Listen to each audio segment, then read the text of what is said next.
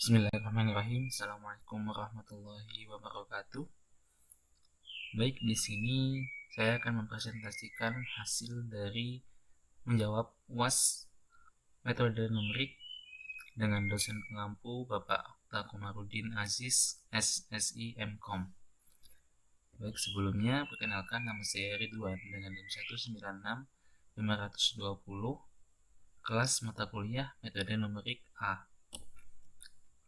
Nah, untuk pembahasan kali ini terdapat dua sub pembahasan, yaitu yang pertama metode numerik, yaitu terkait penjelasan tentang apa itu metode numerik dan lain sebagainya. Lalu untuk sub pembahasan yang kedua ada sistem persamaan linier dan metode numerik. Di sini saya mengangkat dua metode, yaitu yang pertama adalah metode Gauss, yang kedua adalah metode Gauss-Jordan. Baik, langsung ke pembahasan. Yang pertama adalah metode numerik. Apa sih metode numerik itu dan mengapa kita menggunakan metode numerik? Baik, metode numerik merupakan sebuah teknik untuk penyelesaian suatu permasalahan yang diformulasikan secara matematis dengan menggunakan operasi hitungan aritmatik, yaitu operasi tambah, kurang, kali, dan juga bagi. Nah, jadi metode numerik itu merupakan suatu hal yang digunakan untuk menyelesaikan suatu masalah, dan permasalahan tersebut merupakan sejenis matematis. Jadi kita menggunakan tambah, kurang, kali, dan juga bagi. Lalu mengapa metode numerik ini digunakan? Karena banyaknya permasalahan matematis yang tidak dapat diselesaikan menggunakan metode analitik. Nah, jadi selain adanya metode numerik, ada yang menggunakan metode analitik. Karena metode analitik dirasa kurang bisa menyelesaikan permasalahan matematis, maka digunakanlah metode numerik. Nah, kalaupun nantinya ada permasalahan matematis yang bisa diselesaikan dengan metode analitik, maka proses penyelesaiannya seringkali cukup rumit dan memakan banyak waktu sehingga tidak efisien. Lalu kapan dan dimanakah kita bisa menggunakan metode numerik ini? Untuk kapannya, metode numerik ini biasanya digunakan saat penyelesaian persoalan matematis yang penyelesaiannya sulit. Nah, ketika sulit didapatkan dengan metode analitik, maka metode numerik inilah yang digunakan. Nah, metode numerik ini digunakan untuk beberapa penyelesaian, seperti menyelesaikan persamaan nonlinear, lalu untuk persamaan simultan, lalu menyelesaikan diferensial dan juga integral. Setelah itu interpolasi dan juga regresi, lalu ada menyelesaikan permasalahan diferensial, lalu yang terakhir ada masalah multivariabel untuk menentukan nilai optimal yang tak bersyarat. Lalu di manakah kita bisa menggunakannya? Untuk saat ini terdapat berbagai paket program komputer, semisal seperti Excel, Maple, MATLAB, dan juga yang lainnya. Dengan hal tersebut akan memudahkan sehingga mudah didapat yang dalam pengoperasiannya mencakup metode numerik. Nah, dengan demikian pemecahan masalah tinggal menyesuaikan dengan karakteristik program paket tersebut dengan algoritma yang digunakan dalam pemecahan masalah. Dengan ini metode numerik bisa digunakan di komputer. Lalu kok ada metode numerik? Siapa sih yang menggunakan metode numerik ini nantinya? Nah, metode numerik digunakan oleh mereka yang tidak menemukan solusi atau pemecah masalah dengan menggunakan metode analitik. Nah, jadi ketika ada suatu masalah matematis lalu diselesaikan dengan metode analitik masih belum bisa atau terlalu rumit, maka digunakanlah metode numerik ini yang dianggap lebih ringkas dan juga lebih mudah daripada metode analitik. Nah, hal tersebut disebabkan karena metode numerik selalu berbentuk angka, sedangkan solusi metode analitik dapat berbentuk fungsi matematik yang selanjutnya dapat dievaluasi untuk menghasilkan nilai dalam bentuk angka. Oleh karena itu, metode numerik lebih dipilih daripada metode analitik. Nah, untuk tahap pemecahan masalah sendiri terdapat beberapa tahap, yaitu yang pertama ada pendefinisian masalah, yaitu di dalamnya ada apa yang diketahui dan juga apa yang diminta. Setelah itu pemodelan, yaitu tentang persoalan dunia nyata yang dimodelkan ke dalam persamaan matematika. Lalu yang ketiga ada penyederhanaan model, yaitu model matematika yang dihasilkan dari tahap sebelumnya. Mungkin saja terlalu kompleks. Nah, di sini kita memasukkan banyak paubah atau variabel atau parameter. Nah, di sini semakin kompleks model matematika, maka penyelesaiannya pun semakin rumit. Oleh karena itu, digunakanlah penyederhanaan model. Selanjutnya ada formulasi numerik. Nah, setelah penyederhanaan model dilakukan, tahap selanjutnya adalah memformulasikan secara numerik hasil dari penyederhanaan sebelumnya. Lalu selanjutnya ada pemrograman, yaitu di dalamnya adalah menerjemahkan algoritma ke dalam program komputer dengan menggunakan salah satu bahasa pemrograman yang dikuasai. Selanjutnya ada operasional. Nah, pada tahap operasional ini, program komputer dijalankan dengan data uji coba sebelum data yang sesungguhnya. Lalu lanjut ke evaluasi. Nah, setelah program sudah selesai dijalankan dengan data yang sesungguhnya, maka hasil yang diperoleh diinterpretasi. Interpretasi ini meliputi analisis hasil run dan membandingkannya dengan prinsip dasar dan hasil-hasil empirik untuk menaksir kualitas solusi numerik dan keputusan untuk menjalankan kembali program dengan memperoleh hasil yang lebih baik. Nah, untuk pembahasan pertama telah selesai terkait seluk-beluk tentang metode numerik. Nah, untuk pembahasan kedua yaitu sistem persamaan linear dan juga metode numerik. Nah, di sini terdapat dua metode. Yang pertama ada metode Gauss dan juga metode Gauss-Jordan.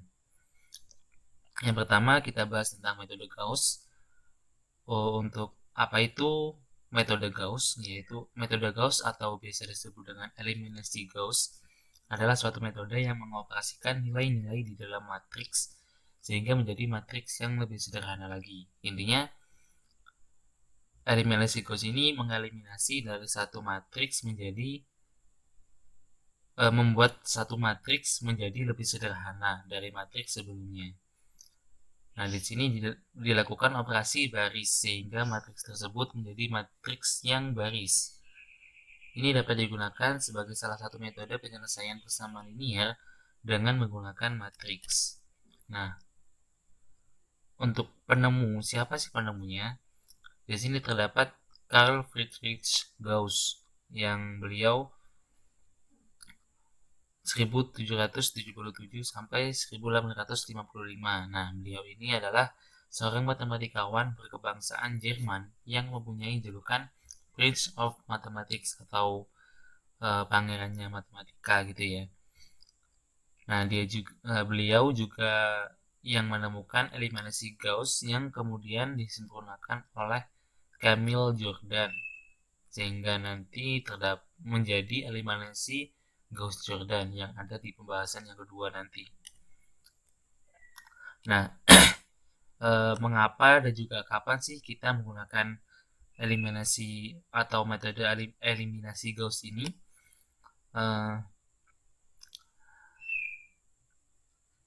Metode eliminasi Gauss digunakan karena metode eliminasi ini dikembangkan dari metode eliminasi, yaitu menghilangkan atau mengurangi jumlah variabel sehingga dapat diperoleh nilai dari suatu variabel yang bebas. Jadi seperti kata eliminasi, yaitu menghilangkan dan juga mengurangi jumlah variabel.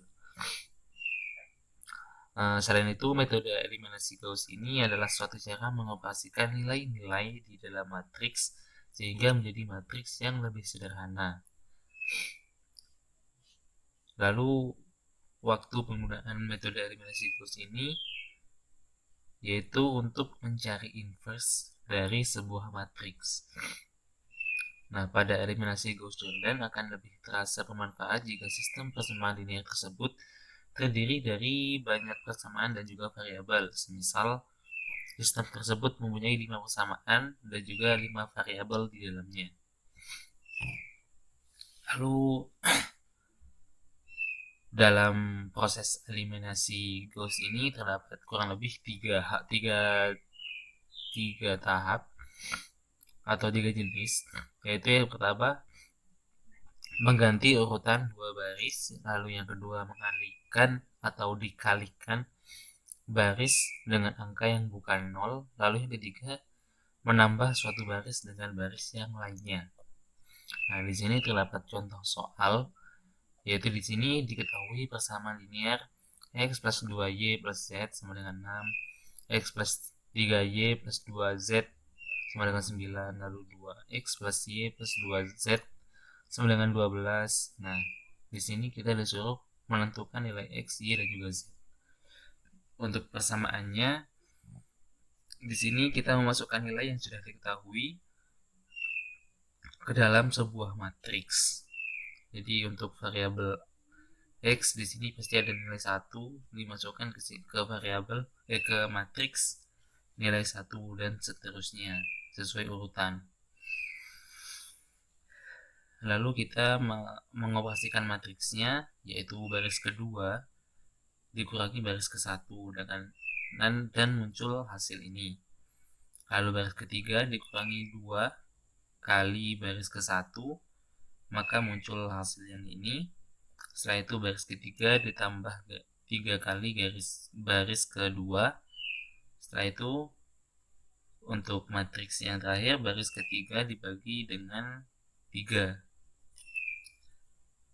Lalu setelah perhitungan tersebut akan didapatkan 3 persamaan linear baru, yaitu x plus 2y plus z sama dengan 6, lalu y plus z sama dengan 3, dan z sama dengan 3. Nah, setelah itu kemudian dilakukan substitusi balik, maka didapatkan y plus z sama dengan 3. Karena z di sini sudah ditemukan yaitu 3, maka dimasukkan y plus 3 sama dengan 3. Lalu ini dimasukkan ke 3 sini, jadi y sama dengan 3 kurang 3, yaitu hasilnya y sama dengan 0. Nah, kita masuk ke persamaannya, x plus 2y plus z sama dengan 6. Nah, karena kita sudah tahu berapa nilainya, yaitu z sama dengan 3, lalu y sama dengan 0. Dimasukkan ke persamaan, x plus 2 kali y, 2 kali 0 hasilnya 0, lalu plus 3. Nah, maka ditemukan x sama dengan 3 hasil dari 6 kurangi min 3. Hasilnya adalah x sama dengan 3.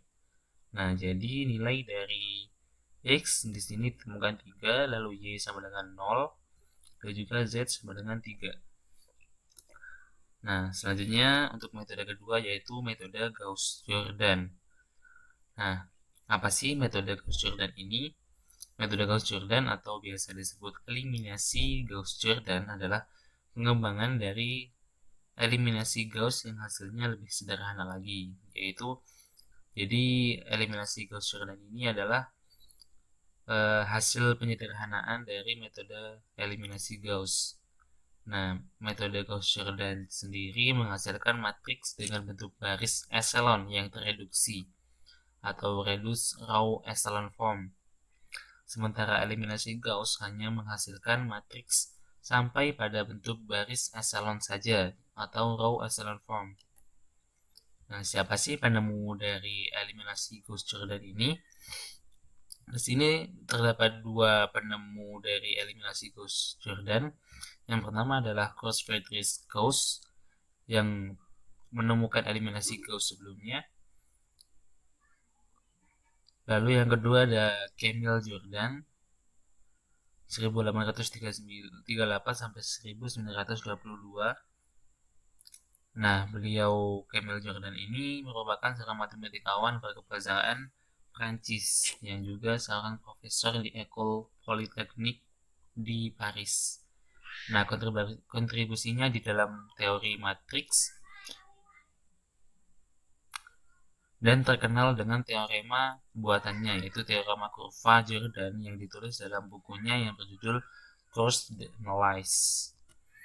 Lalu untuk eliminasi Gauss-Jordan sendiri, mengapa dan juga kapan kita menggunakan metode eliminasi ini?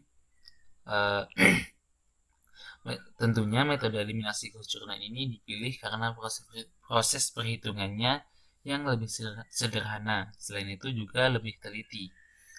Nah, dengan memprogramkan metode eliminasi Gauss-Jordan ke dalam MATLAB dapat memberikan keuntungan diantaranya efisiensi tenaga, waktu, dan juga tingkat error yang tidak jauh berbeda dengan perhitungan secara manual. Lalu, kapan sih kita menggunakannya? Nah, metode ini digunakan untuk mencari inverse dari sebuah matriks. Jadi, eliminasi Gauss-Jordan ini akan lebih terasa bermanfaat jika sistem persamaan linear tersebut terdiri dari banyak kesamaan dan variabel. Semisal sistem tersebut mempunyai 5 persamaan dan juga 5 variabel di dalamnya. Lalu untuk proses dari metode eliminasi Gauss-Jordan ini terdapat dua hal, yaitu yang pertama mengubah sistem persamaan linear yang ingin dihitung menjadi matriks augmentasi. Lalu yang kedua melakukan operasi baris elementer pada matriks augmentasi untuk mengubah matriks A menjadi dalam bentuk baris eselon yang tereduksi. Perubahan dilakukan dengan membuat matriks yang elemen-elemennya adalah koefisien dari sistem persamaan linear. Nah, berikut adalah contoh soal dari eliminasi Gauss-Jordan. Soalnya diketahui persamaan linear x plus 2y plus 3z sama dengan 3, 2x dan 3y plus 3y plus 2z sama dengan 3, lalu 2x plus y plus 2z sama dengan 5. Nah, kita disuruh menentukan nilai x, y, dan juga z. Untuk penyelesaiannya, nilai di dalam persamaan langsung dibentuk ke dalam matriks, yaitu terdapat matriks 1, 2, 3, 3, 2, 3, 2, 3, 2, 1, 2, 5. Lalu matriks yang di sini langsung dioperasikan ke dalam matriks. Nah, di sini lalu dilakukan baris kedua dikurangi 2 kali baris ke-1 dan juga baris ketiga dikurangi 2 kali baris ke-1. Maka terdapat hasil yang ini. Lalu lanjut ke operasi selanjutnya, yaitu baris ketiga dikurangi 3 kali baris kedua. Setelah itu terdapat hasil tersebut. Lanjut ke operasi selanjutnya, yaitu baris ketiga dibagi 8 dan baris kedua dibagi min 1. Lalu muncul ini. Lalu ke operasi terakhir, yaitu baris kedua dikurangi 4 kali baris ketiga. Setelah itu lanjut ke operasi selanjutnya, yaitu baris ke-1 dikurangi 3 kali baris ke-3. Lalu didapat hasil akhir, yaitu 1002, 010 min 1, 0011. Nah, di sini maka didapatkan nilai dari x. Ini x sama dengan 2, lalu y sama dengan min 1, Setelah itu Z sama dengan 1.